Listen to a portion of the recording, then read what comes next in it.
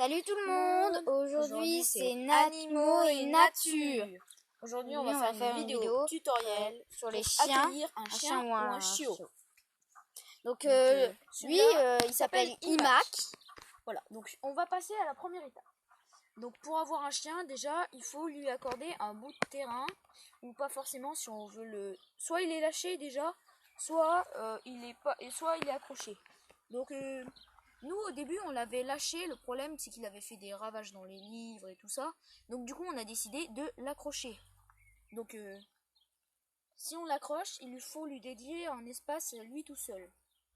Et une niche aussi. Avec de l'eau, avec une gamelle avec de l'eau et des croquettes. Ça dépend pour les habitudes. Il y a des chiens, ils préfèrent qu'on leur mette directement dans la niche. Dans la niche, pour les croquettes.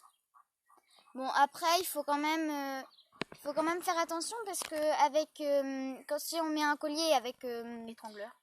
Collier non, étrangleur. oui, ou même un collier normal et avec je sais plus comment ça s'appelle, pour l'accrocher.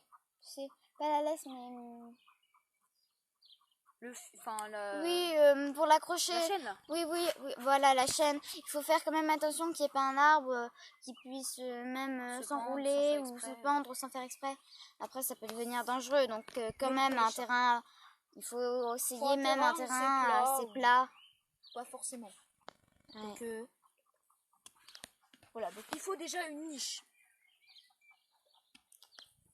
Là, on lie à la niche, la gamelle. Et donc là, il a un petit espace dédié à lui tout seul. Il est gâté. Après, on peut aussi faire une vidéo pour comment faire un jouet pour le chien. Après, ils sont contents. Après, pour le nourrissage, on utilise des croquettes pour chiens.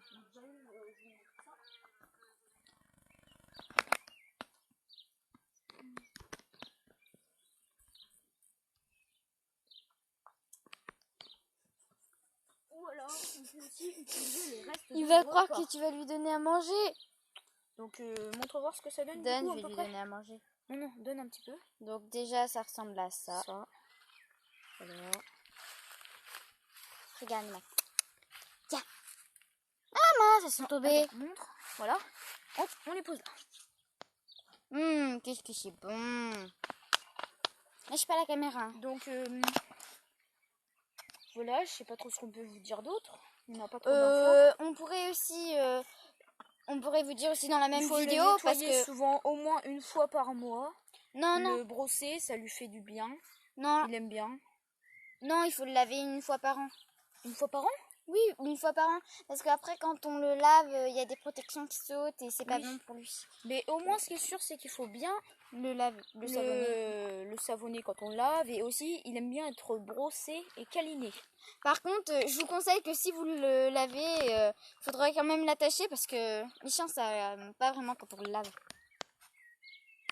Et puis, sur ce, on va tout de suite vous montrer comment faire un jouet. Parce que si vous avez un chien et que vous voulez pas vous lui acheter un jouet, ou même vous pouvez même un budget limité. Oui, ou même vous pouvez même prendre un vieux legging que vous avez qui est trop petit, ou alors que vous avez taché, ou un truc qu'on peut découper.